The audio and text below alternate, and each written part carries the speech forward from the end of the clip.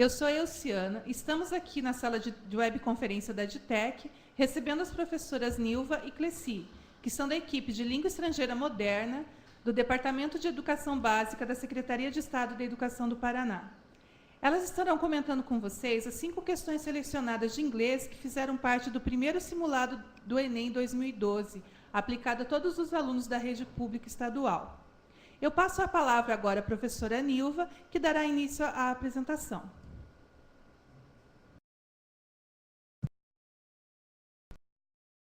Olá, pessoal.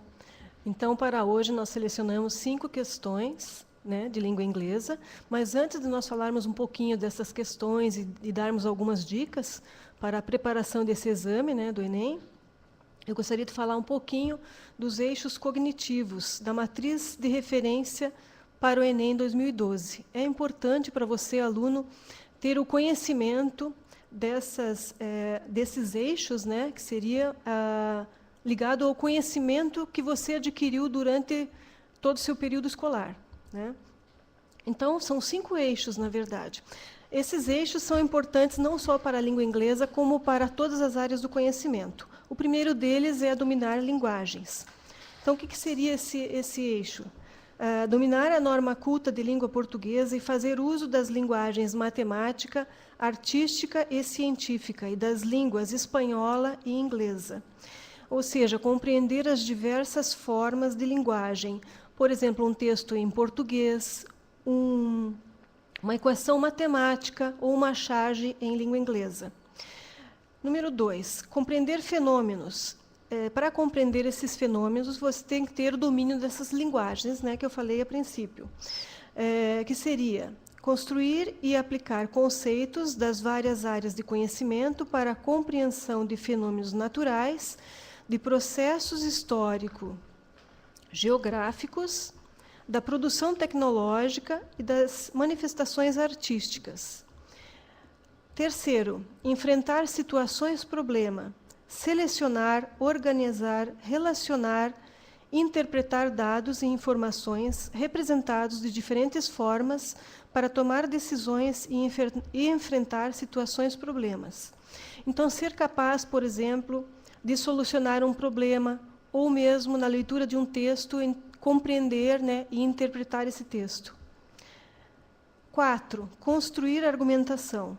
Relacionar informações representadas em diferentes formas e conhecimentos disponíveis em situações concretas para construir argumentação consistente, principalmente na produção de um texto, né? Na verdade, a gente está se referindo, no caso aqui, da redação.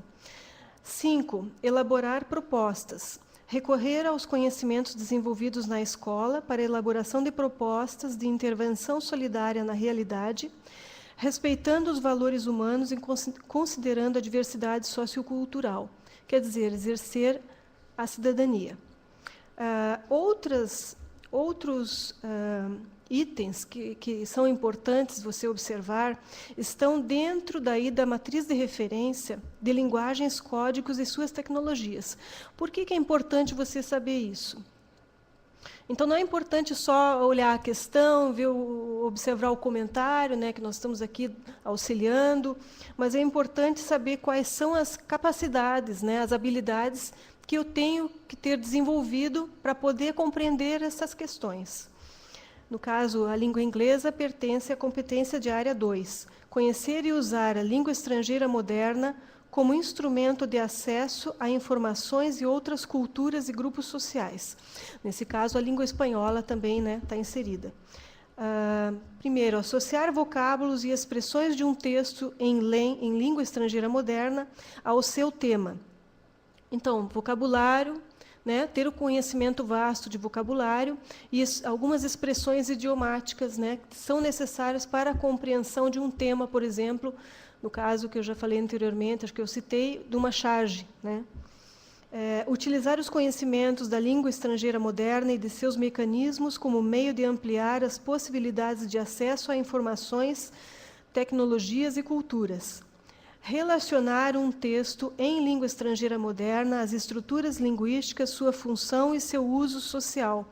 Então, tem que ter o conhecimento também para que serve essa charge, que a charge faz uma crítica a quê, por exemplo, né? No caso, você está fazendo a leitura dessa charge no exame, por exemplo, e está se referindo ao quê? Então, você tem que ter também aquele conhecimento que está implícito, muitas vezes, né, naquele texto.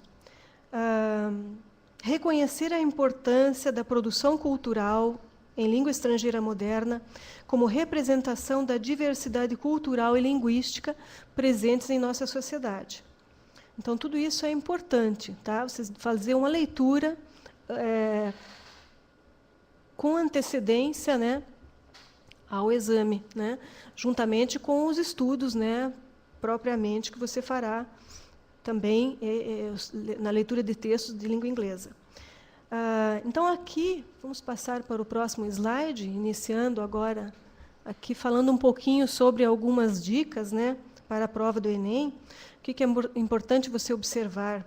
Que as provas, né, de 2010, que nós iniciamos, que o Enem iniciou com a prova de língua estrangeira, né, tanto de inglês quanto espanhol, observar que as provas são organizadas de modo a verificar o conhecimento do uso da língua estrangeira em seu contexto social e em situações do cotidiano.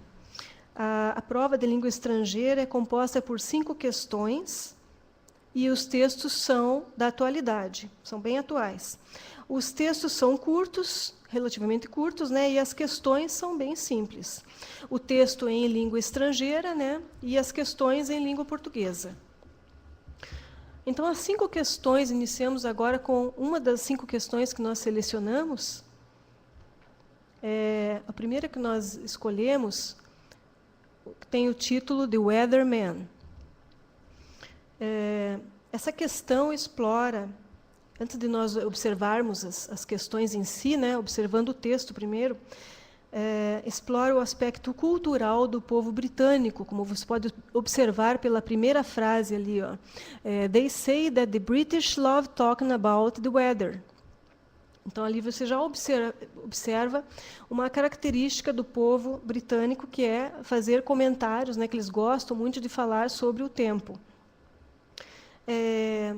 O vocabulário utilizado aqui, no caso, é simples, apresentando, inclusive, palavras transparentes, como banal, important, part, opinion, né?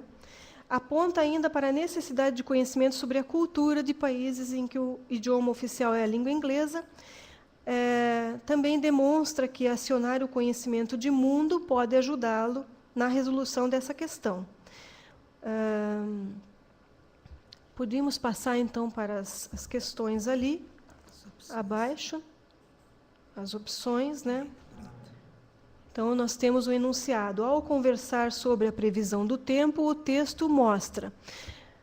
Letra A, o aborrecimento do cidadão britânico ao falar sobre banalidades. Então, essa alternativa já estaria eliminada pela primeira frase, onde diz que they say that the British love talking about the weather. Então, os britânicos adoram falar sobre o tempo. Então, essa alternativa já estaria eliminada. A letra B, a falta de ter o que falar em situações de avaliação de línguas. Então, no texto não traz nada sobre avaliações de língua, nem uma palavra próxima, né, que dê a entender. Letra C, a importância de se entender sobre a meteorologia para falar o inglês. Também não se comenta nada que é importante falar sobre, né, sobre o tempo, né? De modo geral, não, aqui nós estamos falando apenas para o britânico, essa importância, né?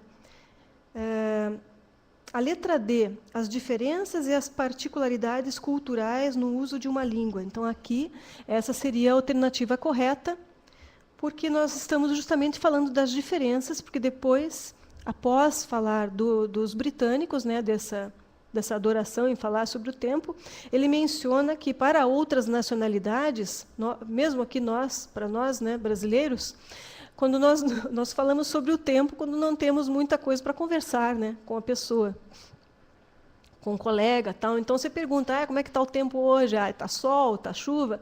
E lá para os britânicos, não. Isso é uma coisa muito importante, eles gostam muito de falar sobre isso, né?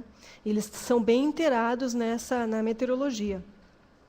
A letra E também estaria eliminada, porque diz o conflito entre diferentes ideias e opiniões. Também não fala nada de conflito no texto. Tá? Podemos passar agora para a segunda questão. Nós escolhemos também uma questão bem interessante. É uma questão que traz um texto diferente, é um texto infográfico. O texto infográfico normalmente traz não só o texto, mas imagem, uma imagem em forma, aliás, um gráfico, né, em forma pode ser uma ilustração, pode ser, enfim, uma representação, né, como aqui nós estamos vendo, né, tem alguns íconezinhos ligados. São 8 ícones, na verdade, né? Aqui estão representando as metas, né, do milênio. E, para a gente saber um pouquinho sobre isso, em 2000, a ONU aprovou um documento denominado Declaração do Milênio, um pacto assinado pelos países membros da ONU, estabelecendo o compromisso de garantir a sustentabilidade do planeta Terra. Nesse documento constam essas 8 metas, né, a serem atingidas até o ano 2015. Então, é um texto bem interessante e vocês podem observar que são frases curtas, né? Nós temos lá no número 1, por exemplo, onde diz eradicate extreme poverty and hunger. Então, você teria que observar, né, fazer a leitura de cada item ali, né? A erradicação da pobreza, né, e da fome. No número 2, nós temos Achieve Universal Primary Education, falando da educação básica da igualdade, né, da educação básica para todos. No número 3, Promote Gender Equality and Empower Women, promover a igualdade dos gêneros, né, e a autonomia das mulheres. 4, Reduce Child Mortality. Veja que está bem fácil, né, a linguagem. Reduzir a mortalidade infantil. Número 5, Improve Maternal Health. Melhorar, né, a saúde das mães, né, na questão da maternidade. Número 6, Combat HIV, AIDS, Malaria and Other Diseases. Combater a AIDS, né, o vírus da HIV, a malária e outras doenças. Número 7, Ensure Environmental Sustainability. Garantir a sustentabilidade ambiental. Número 8, Global Partnership for Development. Estabelecer uma parceria mundial para o desenvolvimento. Próximo slide, por favor. Nós vamos observar o enunciado. Tem um breve resumo, né, daquilo que eu falei no início. Então, nós temos que, definidas pelos países membros da Organização das Nações Unidas e por organizações internacionais, as metas de desenvolvimento do milênio envolvem 8 objetivos a serem alcançados até 2015. Apesar da diversidade cultural, esses objetivos mostrados na imagem são comuns ao mundo todo, sendo 2 deles, então vamos às questões. Letra A, o combate à AIDS e a melhoria do ensino universitário. Então, se você voltar no texto, você vai observar ali que é onde diz o combate à AIDS, está faltando as outras, né, as outras doenças, a malária e outras doenças que está citado nesse item. Então, se eu tivesse que marcar ali, teria que estar completo esse item. Observem que essa questão, nós temos 2 coisas na mesma questão, 2 itens na mesma questão. Então, isso que tem que tomar o máximo cuidado, porque às vezes o primeiro item pode estar correto e o segundo não, ou vice-versa. Melhoria do ensino universitário. No item 2, fala alguma coisa, né, do primary school e não do university. Aliás, do primary education, perdão, e não do university education. Tá? Então, é educação básica. Na letra B, nós temos a redução da mortalidade adulta e a criação de parcerias globais. Aqui sim você já eliminaria também a primeira parte da frase, né? Porque ali diz a mortalidade infantil e não mortalidade adulta. A letra C nós temos a promoção da igualdade de gêneros e a erradicação da pobreza. Temos a promoção da igualdade de gêneros? Temos no item 3. E a erradicação da pobreza no item 1. Está correto? Está correto. A letra D, parceria global para o desenvolvimento, nós temos no item 8, e a valorização das crianças. Então, esse item já seria, essa alternativa já seria eliminado por não trazer valorização das crianças, e sim a redução da mortalidade infantil. Tá? Ainda nessa questão, o vocabulário utilizado nessa questão está muito fácil. E para a resolução... Acho que eu pulei uma questão ali. Letra E. É a letra E, desculpem. Na letra E nós temos a garantia da sustentabilidade ambiental. Nós temos esse item? Temos. E o combate ao trabalho infantil. Não, esse item daí nós já não temos. Então, a letra E também estaria eliminada. Aqui, voltando ao comentário, o vocabulário está bem fácil, né? São frases, né, bem simples. De um conhecimento que você tem que ter, o texto é atual, conhecimento de mundo. É importante observar que, em respostas, como eu havia dito anteriormente, eu gostaria de frisar, onde nós temos 2 itens na frase, muita atenção na escolha da alternativa, ler bem, olhar no texto, volta no texto, quantas vezes foram necessárias, né, para não escapar nada ali, né, para acertar bem, né, a alternativa. Um conteúdo aqui que nós observamos importante é o léxico, né, o vocabulário, muito importante, você tem que ter um vocabulário, né, bom. O gênero, né, que é o texto infográfico, e aqui a intertextualidade, né, que nós temos que ter outras leituras de mundo para poder...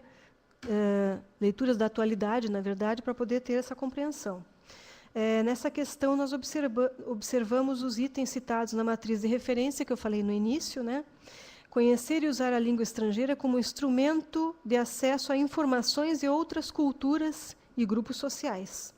Utilizar os conhecimentos em língua estrangeira moderna para ampliar as possibilidades de acesso a informações e a outras culturas. Agora vamos passar para a próxima questão.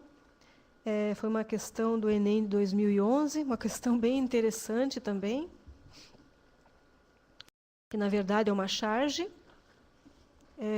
Ali atrás da professora e do aluno está escrito Reports due today, então o relatório do dia. E abaixo ali nós temos My report is about how important it is to save paper, electricity and other resources. I will send it to you telepathically. Seria interessante também você fazer uma leitura, antes de pensar na questão, fazer uma leitura das alternativas. E daí depois você volta na questão. Eu considero que facilita um pouco na compreensão, né, do que se quer ali no enunciado. No enunciado, então, no próximo slide, nós temos lá, na fase escolar, é prática comum que os professores passem atividades extra-classe e marquem uma data para que as mesmas sejam entregues para a correção. No caso da cena da charge, a professora ouve uma estudante apresentando argumentos para... Alternativa A. Discutir sobre o conteúdo do seu trabalho já entregue. Então, aqui ele não está, na verdade, discutindo, né? Ele está expondo. Meu relatório é sobre como é importante poupar papel, eletricidade e outros recursos, né? Eu mandarei, então, a você telepaticamente. A linguagem está bem simples também. Aqui não há discussão, há apenas a exposição do fato, né, ao professor. Então, a alternativa A não seria. A B, elogiar o tema proposto para o relatório solicitado. Não tem nenhum adjetivo que indique um elogio, né? Não tem nenhuma palavra que indique isso. Também não seria essa a alternativa. Letra C, sugerir temas para novas pesquisas e relatórios. Também ele não está. I suggest, ele não fala nada de sugestão ali. Não tem nada do vocabulário que indique isso. A letra D, reclamar do curto prazo para a entrega do trabalho. Não, ele não pede uma opção para entregar em outro dia. A frase está muito simples e muito clara, né? Ele fez aquele trabalho e ele quer saber se ele pode entregar telepaticamente, né? Já que o trabalho é sobre poupar os recursos, né? Como o papel, né? Então, já que eu estou aprendendo, né? Como poupar papel, como economizar eletricidade e outros recursos, então eu vou mandar, né? Eu vou economizar, né? Não vai ser nem por papel, nem por e-mail, nada, vai ser telepaticamente, aí eu economizo bastante. Então, a letra E, na verdade, ele não fez, né, o trabalho, mas está tentando se justificar. E na letra E nós temos convencer de que fez o relatório solicitado. Seria essa a alternativa correta. Nessa questão, exige-se a capacidade de compreensão textual de você, aluno, e o conhecimento dos gêneros textuais, pois, reconhecendo as características que compõem uma charge, ficará mais fácil observar o uso da ironia como recurso que o aluno se utiliza ali, né, no caso da charge, né? Esse reconhecimento o permitirá identificar a intenção da personagem e os argumentos utilizados para convencer o professor. Então, compreendendo um pouco esse recurso, né, a ironia, você compreende mais fácil e interpreta mais fácil o que o aluno está querendo dizer, né? Com esse, eu vou mandar para você telepaticamente. Na charge, o leitor constrói o sentido, estabelecendo inferências a partir da relação entre a imagem que vê e a retomada do fato a que ela alude. Então, aqui nós estamos vendo que o aluno está na posição de justificativa, né? Ele está justificando ao professor. Para isso, o leitor deverá saber o fato que origina a charge e suas circunstâncias históricas, políticas, ideológicas e sociais. As charges permitem a denúncia com o uso de humor, situado num contexto histórico-social.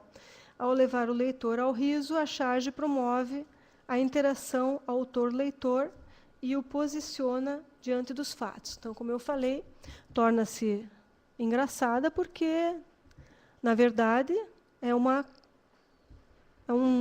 espécie de um antagonismo, porque se eu tenho que fazer um trabalho, né, sobre a economia, né, como economizar, então, tudo bem, então eu vou economizar, né?